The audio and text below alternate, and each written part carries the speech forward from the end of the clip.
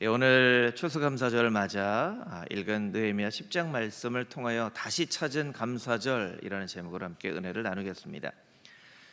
미국에는 이런 격언이 있다고 합니다. 이 세상에서 가장 풀기 어려운 숙제는 수학 문제는 하나님께서 우리에게 주신 복을 세어보는 것이다. 참 의미 있는 말인 것 같아요. 풀기 가장 어려운 수학 문제는 하나님이 우리에게 주신 복을 세어보는 것이다. 이 셀 수가 없다는 것이죠. 풀 수가 없는 문제라는 것이죠. 하나님께서 우리에게 부어주신 은혜가 정말 이루 말할 수 없는 너무나 큰 은혜이기 때문에 이걸 풀 수가 없는, 이거는 평생 풀려고 해도 풀 수 없는 그런 문제라는 것이죠. 그런데 생각을 해보면 하나님께서는 우리에게 정말 말할 수 없는 복을 내려주셨는데 우리가 정말 제대로 하나님께 감사하며 살았는가? 아까 우리 지휘자님이 고백한 찬양의 고백처럼 모든 걸 당연하게 여기지 않았는가? 여러분, 오늘 우리가 당연하게 일어났잖아요. 당연하게 일어날 것이라고 생각하고 당연하게 일어났죠. 당연하게 걸어왔죠. 당연하게 찬양을 했습니다. 당연하게 눈으로 봤습니다. 이 모든 것을 우리가 당연하게 여긴다는 거예요. 우리가 아침에 일어날 수 있다는 것도, 우리가 걸어갈 수 있는 힘이 있다는 것도, 볼 수 있는, 들을 수 있는 눈과 귀가 있다는 것도 사실은 하나님의 놀라운 은혜라는 거예요. 여러분, 그런 방금 말씀드린 부분에 대한 것이 없어서 걸을 수도 없고 볼 수도 없고 들을 수도 없는 그런 사람들도 있다는 거예요. 근데 우리는 너무나 이 모든 것을 당연하게 여기는, 마치 부모님의 은혜에 제대로 감사할 줄 모르는 버릇없는 그런 자식과 같은 모습으로 살지는 않았나. 이 추수감사절에 우리의 모습을 돌아볼 필요가 있다는 것이죠. 특히 코로나로 힘들고 지친 한 해를 보낸 우리들의 마음 가운데 참 감사를 회복하는 것, 감사를 기억하는 것은 참 쉽지 않은 일이라는 거예요. 왜냐하면 너무나 지쳐 있고 너무나 힘들다. 우리가 한 해 동안 가장 많이 했던 말이 힘들다, 힘들다, 답답하다, 이런 얘기였을 거예요. 그런 상황 가운데 감사할 제목을 찾는다는 것, 참 쉽지 않은 일이라는 것이죠. 맥스 루케이도 목사님의 책에 보면 이런 글이 있습니다. 현대인의 지친 일상에 대한 표현인데요. 스트레스라는 도시에서 벗어나기 위해 필사적으로 도망가다가 어느 마을로 들어갔는데 알고 보니 걱정이라는 마을이었다. 그래서 그 걱정이라는 마을을 빨리 벗어나기 위해 발버둥 치면서 도망하여 또 어느 곳으로 들어갔는데 그곳은 피로라는 마을이었다. 그래서 결국 또 도망을 쳤는데 결국 들어간 곳은 더 이상 앞으로도 뒤로도 퇴로가 보이지 않는 탈진이라는 마을이었다. 오늘날의 우리의 일상을 잘 표현하는 거예요. 스트레스가 참 많죠. 스트레스를 피하기 위해서 막 갔는데 도착해 보니까 걱정이라는 말이에요. 걱정을 또 많이 합니다. 내가 왜 이렇게 걱정하나? 걱정하지 말고 살아야지 하고 막 발버둥 치는데 결국엔 피로라는 마을로 가요. 그래서 그것으로부터 피하려고 막 가는데 결국은 탈진해 버리는. 그게 이제 우리의 일상생활이라는 것이죠. 아마 코로나로 이렇게 2년 동안 우리가 제대로 일상을 회복하지 못하고 또 위드 코로나, 이제 코로나와 함께 일상을 회복합시다 시작한 지 며칠이 안 됐는데요, 확진자들이 얼마나 많이 늘어나고 있는지 몰라요. 여러분, 위드 코로나지만 이때가 아마 제일 조심해야 될 때인지도 몰라요. 근처에 있는 학교에서도 막 확진자들이 생겨서 저희 셋째도 학교에 갔다가 돌아왔어요. 학교에 확진자 애들이 막 10명씩 20명씩 막 발견이 되어서, 여러분, 우리 주변에 이미 정말 많은 확진자들이 그 어느 때보다도 막 확산되는 때가 지금 위드 코로나 이 초창기 시기예요. 그러니까 어느 때보다 조심을 해야 되겠죠. 위드 코로나가 시작되었는데 필연적으로 위드 코로나가 아니라 더 조심해야 되는 시기를 우리가 살아가고 있다는 거예요. 그래서 이런 때에 정말 우리가 어떻게 하나님 앞에 감사를 하면서 감사주의를 보낼 수 있을까? 오늘 깊이 한번 생각해 볼 수 있는 시간이 되어줄 수 있게 되기를 소망합니다. 우리가 읽은 말씀 34절, 35절에 있는 말씀을 같이 한번 다시 읽어보도록 하겠습니다. 34절, 35절 말씀입니다. 시작. 또 우리 제사장들과 레위 사람들과 백성들이 제비 뽑아 각기 종족대로 해마다 정한 시기에 나무를 우리 하나님의 전에 바쳐 율법에 기록한 대로 우리 하나님 여호와의 제단에 사르게 하였고, 해마다 우리 토지 소산의 만물과 각종 과목의 첫 열매를 여호와의 전에 드리기로 하였고. 아멘. 말씀에 정한 대로, 또 하나님께서 말씀하신 대로 첫 열매를 하나님께 드리기로 하였다는 거예요. 그럼 이 말은 곧 무슨 얘기입니까? 이전에 이렇게 했다는 겁니까? 안 했다는 겁니까? 안 했다는 거예요. 이렇게 안 했기 때문에 이제 다시 이렇게 하기로 결정했다는 거예요. 왜 이스라엘 백성들은 하나님께서 율법에 정하신 대로 이 감사절을 보내지 않았는가?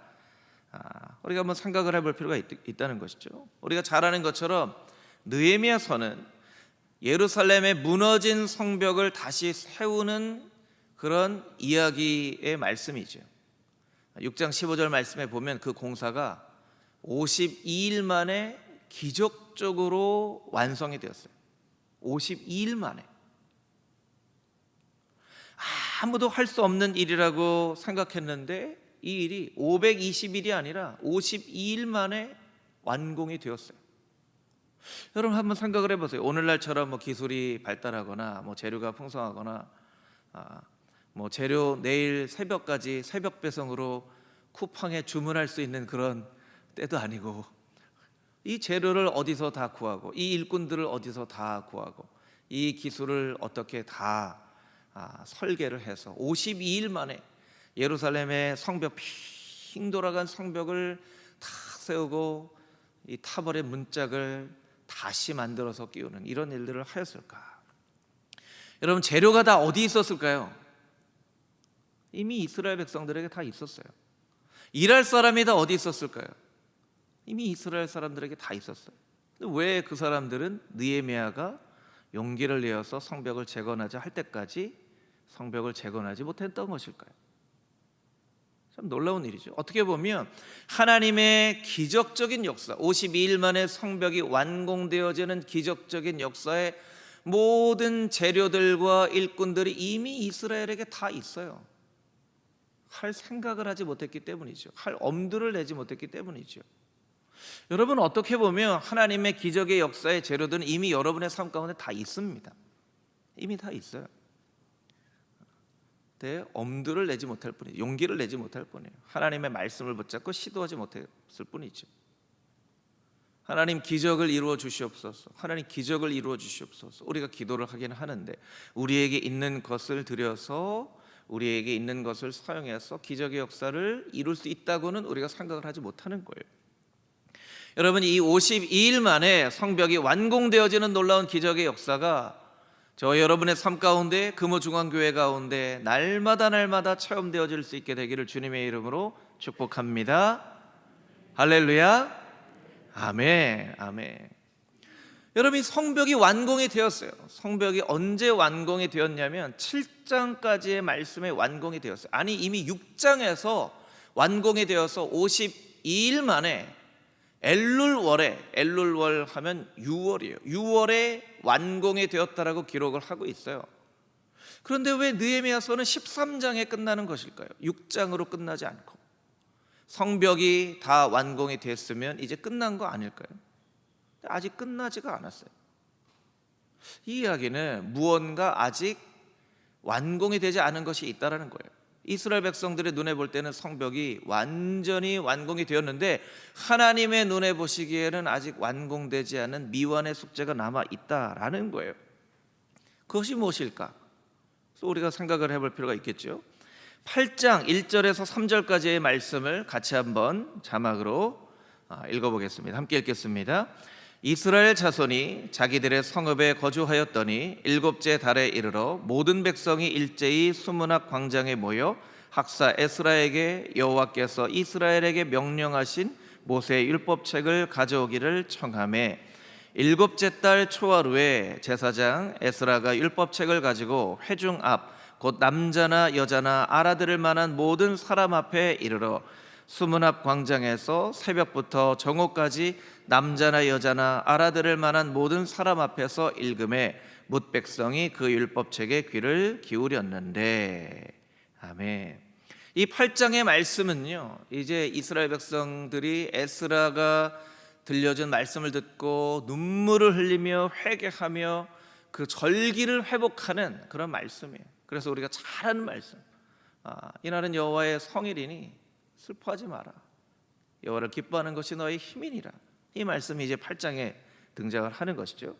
2절 말씀을 자막으로 보여주시면 일곱째 달 초하루라고 되어 있어요. 이것은 일곱째 달이라는 것은 이제 그 일반 달력이고요. 이것이 이스라엘 력으로 하면 1월이에요. 1월 1일. 이 초막절 6월절 절기를 지키는 1월 1일이에요. 그러니까 성벽이 완공된 것은 6월이고 이스라엘 백성들이 수문 앞 광장에 모인 것은 1월이에요. 7개월이라는 시간이 지나갔어요. 7개월이라는 시간이 지나갔어요. 여러분, 성벽이 다 완공이 됐습니다. 이제 역사가 끝났습니다. 근데 아직 끝나지 않고 7개월 뒤에 백성들이 에스라에게 요청을 하는 거예요. 하나님 말씀을 좀 들려주십시오. 그래서 그 하나님 말씀을 선포할 때 눈물을 흘리며 회개하며 그때 하는 것이 절기를 회복하는 거예요.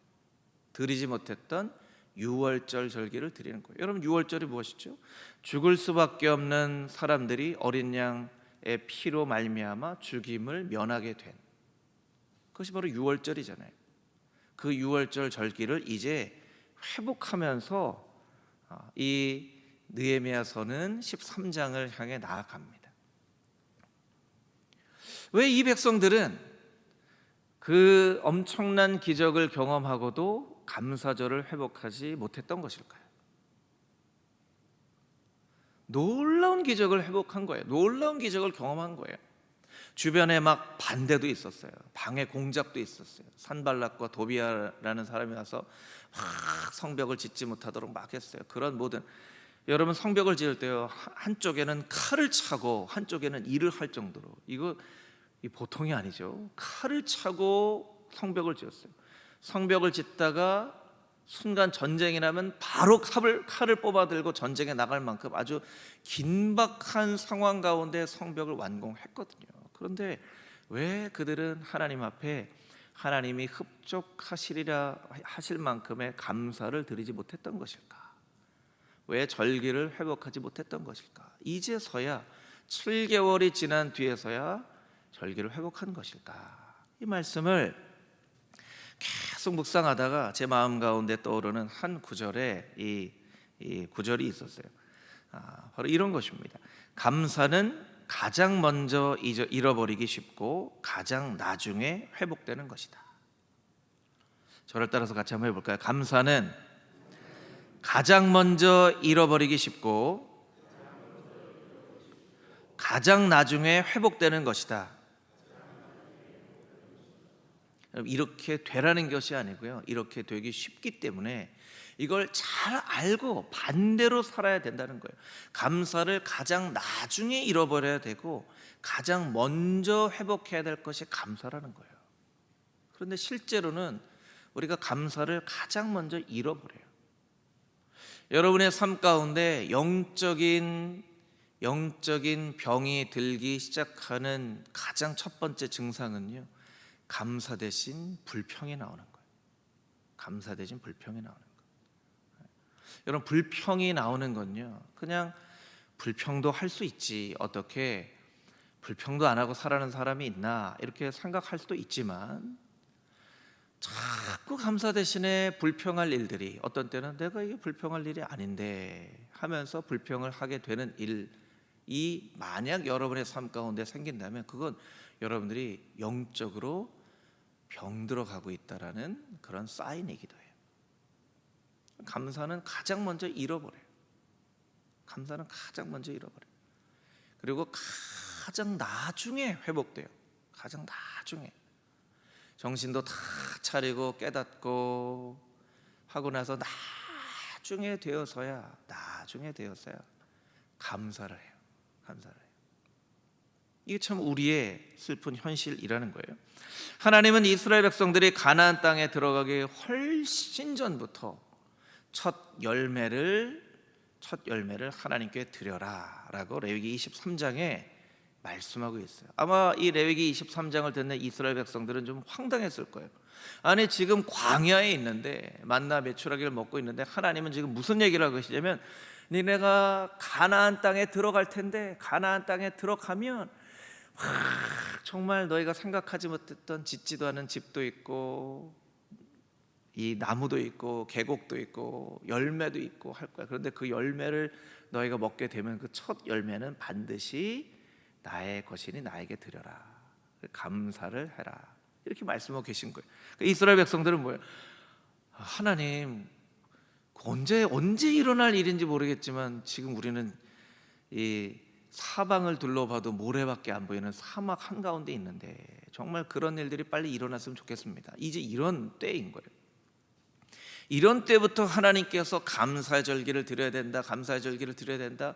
계속 우리가 그런 얘기하잖아요. 귀에 못이 박히도록 말씀하신 거예요. 왜냐하면 하나님이 너무나 잘 알고 계셨어요. 감사를 가장 먼저 잃어버리고 나중에 회복한다는 걸 알고 계셨어요. 계속 반복 학습을 시키신 거죠. 반복 학습. 예. 아이들 이제 어릴 때 잘하는 거 보면 반복 학습을 시키잖아요. 그래서 저희 아이들 키울 때 보면요, 제일 힘들어하는 게 구구단 외우는 거. 구구단 3일은 3, 3이 6. 맨날 그걸 시키니까 이거 좀 그만했으면 좋겠어. 그래도 해야 돼. 이 반복적으로 해야 이게 외워지는 거예요.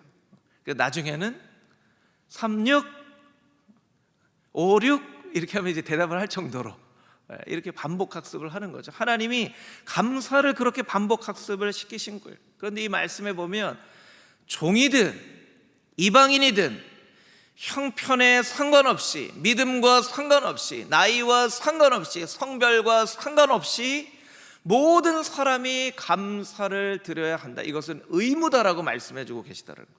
이건 의무라는 거예요. 심지어 어떻게까지 말씀하셨냐면 이 절기를 지키지 않는 자는 이스라엘 회중에서 끊어질 것이다. 여러분, 끊어질 것이라는 건 죽는다는 얘기예요. 이 감사의 절기를 드리지 않으면 죽는다고까지 말씀을 하고 계세요. 좀 감사를 드리는 건 좋지만 이게 죽는다고까지 말씀하실 필요가 있나? 이럴 정도로 감사를 드리라고 하나님께서 귀에 못이 박히도록 말씀을 해주신 거예요. 왜 그렇습니까? 우리의 연약함을 아시기 때문에, 감사를 제일 먼저 잃어버린다는 것을 아시기 때문에, 또한 감사가 모든 사람에게 주신 축복의 통로이기 때문에, 감사는 축복의 통로예요. 여러분, 그런 것을 이스라엘 백성들이 알고 있었지만 감사를 회복하는데, 기적을 경험하고도 감사를 회복하는데 7개월이 걸렸어요. 하나님께서는 우리 장로님 기도하신 것처럼 2021년 한 해 코로나라는 어려운 상황 가운데서도 교회 헌당이라는 정말 깜짝 선물, 기적의 선물을 받았죠. 기적의 선물을 받았어요. 그런데 하나님께서 우리에게 말씀하신 거예요. 그걸 끝이라고 생각하고 있지는 않니? 이렇게 말씀하셔요. 그걸 끝이라고 생각하고 있지는 않니? 네가 마땅히 감사로 영광을 돌리고 있느냐? 그렇게 말씀하고 계신 거예요. 여러분, 오늘 여러분이 예배의 자리로 오실 때 여러분의 마음이 어떠셨는지 모르겠어요. 정말 하나님께 정말 드릴 은혜가 크다, 정말 감사할 일이 많다, 이런 마음을 가지고 이 예배 자리에 오셨습니까? 아니면 매주일 반복적으로 오는 습관에 따라 이 자리에 오셨습니까? 여러분, 오늘 찬양 어떻게 부르셨어요? 정말 하나님께 올려드릴 감사가 크다라고 여러분의 고백을 담아 찬양하셨습니까? 아니면 그냥 순서에 따라 그냥 찬양을 고백으로가 아니라 가사로 부르셨습니까? 하나님께서는 우리에게 말씀하시는 거예요. 너희의 감사가 온전히 회복되어지기를 원한다. 너희의 감사가 온전히 회복되어지기를 원한다. 여러분, 우리의 감사가 온전히 회복되어질 수 있게 되기를 소망합니다. 여러분, 감사할 제목들, 오늘 하루 이제 예배가 끝나면요, 이제 예배 끝났다 이렇게 생각하실 거예요. 그런데 예배 끝났다고 생각하지 마시고 이제 예배가 시작이구나라고 생각하시고 오늘 하루 종일 하나님께 정말 감사해야 될 일이 무엇이 있는지를 여러분 꼼꼼하게 생각하고 하나님 앞에 정말 진심을 담아 감사할 수 있는 오늘 감사주일이 되기를 주님의 이름으로 축복합니다. 아멘. 우리 39절에 있는 말씀을 같이 한번 읽어보겠습니다. 39절 말씀 함께 읽겠습니다. 곧 이스라엘 자손과 레위 자손이 거제로 드린 곡식과 새 포도주와 기름을 가져다가 성소의 그릇들을 두는 골방 곧 섬기는 제사장들과 문지기들과 노래하는 자들이 있는 골방에 둘 것이라. 그리하여 우리가 우리 하나님의 전을 버려두지 아니하리라. 아멘. 제가 사실은 추수감사절 말씀을 어떤 말씀으로 전할까?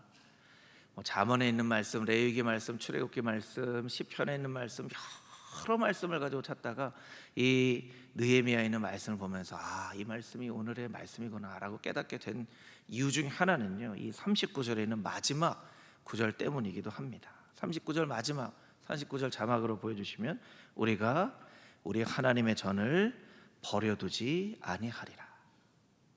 우리가 우리 하나님의 전을 버려두지 아니하리라. 코로나 시대가 변화시킨 것이 참 많죠. 무언가를 배달을 시켜서 음식을 먹거나 하는 것에 이제 우리가 굉장히 익숙해졌어요. 그렇죠. 그리고 인사할 때 어떻게 인사하죠? 가위바위보를 자연스럽게 하게 되죠. 주먹으로 했는데 어떤 분은 보재기 내고 주먹과 보재기 이렇게 해가지고 그렇게도 인사를 하게 되고, 뭐 여러 가지 변화된 것이 참 많죠. 마스크를 쓰고 산다는 것, 사람들을 만나는 것을 좀 꺼려하게 된다는 것, 뭐 여러 가지 변화가 있지만 여러분 가장 중요한 변화는 이겁니다. 내가 가장 중요하다는 생각의 변화. 코로나 시대에 가장 큰 변화는요, 내가 중요하다는 거예요. 내가 중요하다. 나라도 중요하고 학교도 중요하고 사회도 중요하고 직장도 중요하지만 그것보다 내가 더 중요하다는 거예요. 내가 더 중요하다. 내가 코로나 걸리지 말아야지 하는 거예요. 어디를 가게 되면 내가 어디를 가서 코로나에 걸리면 어떻게 하지? 이런 생각이 있는 거예요. 아마 우리가 온라인으로 예배를 드렸었죠. 온라인으로 많이 예배를 드렸습니다. 어떤 때는 정말 성도님 한 분도 없이 예배를 드린 그런 코로나가 심했던 때도 있고, 지금처럼 그래도 많은 성도님들 앞에서 이렇게 설교하고 예배하는 때도 있고. 그럴 때 우리의 마음 가운데 어떤 마음이에요? 코로나가 이렇게 심한데 내가 가서 코로나 걸리면, 교회 가서 예배를 드리다가 코로나에 걸리면, 이런 생각이 우리의 마음 가운데 있는 거예요. 성도님들이 이런 말씀들을 많이 합니다. 예배를 못 드려서 참 답답합니다. 힘듭니다. 어렵습니다. 그런데 이렇게 물으시는 성도님들은 별로 없었어요. 목사님, 교회는 괜찮나요? 교회는 괜찮나요? 교회가 재정적으로 좀 어렵지는 않나요? 우리 아이들이 언제쯤 예배를 드릴 수가 있나요? 그렇게 물어보시는 분들은 많이 없더라고요. 저는 그렇다고 여러분을 뭐 이렇게 왜 그렇게 했냐라고 비난하는 게 아니에요, 여러분. 그게 우리가 변화된 모습이라는 거예요. 왜냐하면 세상이 그렇게 변화되니까, 우리도 어쩔 수 없이 세상에 살다 보니까 그렇게 변화가 되는 거예요. 변화되는 거예요. 그런데 여러분, 감사라는 것을 생각을 해보면, 여러분, 감사는 나 중심의 삶에서 하나님 중심의 삶으로 바뀌어지는 거예요. 나 중심의 생각에서 신앙 중심의 생각으로 바뀌어지는 거예요. 여러분, 예전에 여러분의 신앙의 선배들, 여러분들의 부모님들이 어땠죠? 내가 힘들어도 내가 가서 교회를 세워야지, 내가 가서 예배를 채워야지, 내가 가서 기도를 해야지. 여러분, 그때도 어려운 일들이 지금만큼 많았을 거예요. 근데 우리의 부모님들은요, 우리 신앙의 선배들은요, 그래도 내가 가서 자리에 앉아 있어야지, 내가 가서 예배를 드려야지, 내가 가서 기도를 해야지, 내가 가서 뭐 하나 더 해야지, 그런 생각으로 이렇게 신앙을 우리에게 전수해 준 거예요. 여러분, 코로나 시대에 우리가 정신을 차리고 생각을 해봐야 될 한 가지는 너무나 나 중심적으로 바뀌었어요. 내가 제일 중요해요. 내 건강이 제일 중요하고 내 가족이 제일 중요하고 내가 제일 중요해요. 나만 보호할 수 있다면, 나만 지킬 수 있다면 하는 생각으로 가득 차 있는 거예요. 가득 차 있는 거예요. 여러분, 오늘 주보 안에 보면 이런 종이가 있을 거예요. 여러분, 종이를 한번 펼쳐보세요. 네. 어떻게 되어 있냐면 재직 부서 신청서라고 되어 있고, 우리 교회 안에 있는 예배, 선교, 사회복지, 관리 안에 있는 모든 부서들이 이렇게 있어요. 이걸 여러분에게 나눠드린 이유는 서리집사 이상, 이상이라고 하는 게 서리집사, 안소집사, 권사, 이 모든 직분자들이 내가 만약에 봉사를 하게 된다면 이런 부서에서 봉사를 하고 싶습니다라고 표시를 하는 거예요. 여러분, 이걸 여러분에게 왜 나눠드렸겠습니까? 사람이 많아서 나눠드린 걸까요? 사람이 없어서 나눠드린 걸까요? 여러분, 빨리 대답을 하셔야 설교가 빨리 끝납니다. 그럼 왜 우리 교회는 이렇게 사람이 없어졌을까요? 왜 사람이 없어졌을까요? 여러분, 이제 아가페 찬양대가 찬양대를 다시 이제 시작할 거예요. 다음 주, 그 다음 주쯤 할 거예요. 아가페 찬양대에 사람이 필요해요. 사람이 필요해요. 2부 호산나 찬양대에도 사람이 필요해요. 각 부서에도 교사들이 필요해요. 모든 봉사 부서에도 사람들이 필요해요. 사람들이 없어요. 사람들이 없어요. 제가 제 입으로 얘기하기에 참 민망하지만, 제가 민망하다고 양해를 구합니다. 여러분, 제 아내가 구역장인 거 알고 계시죠? 제 아내 구역장이에요. 왜 제 아내가 구역장을 할까요? 물론 사모가 구역장 할 수 있죠.